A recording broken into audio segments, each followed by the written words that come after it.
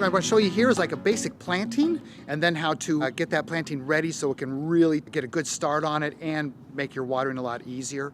We're actually digging a hole. We're going to make that hole twice as wide and only as deep as the pot, so we can give those root systems a nice good chance to grow out. You need to scruff up the root system a little bit. You want to make sure those roots are disconnected from that circular motion that they're going in, so they start growing out into your soil surface.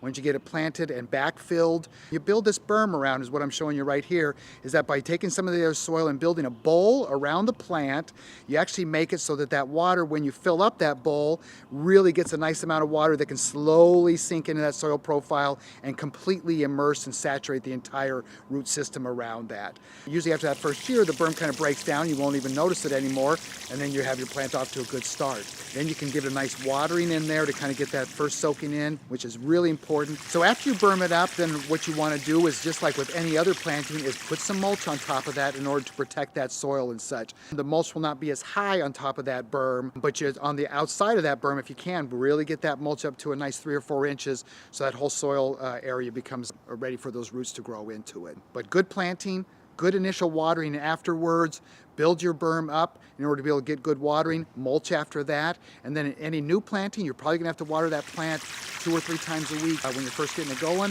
After about a month, you probably could decrease that a little bit, and then usually by then fall rains come back in and they'll start taking care of the moisture needs for the plant come around October or so.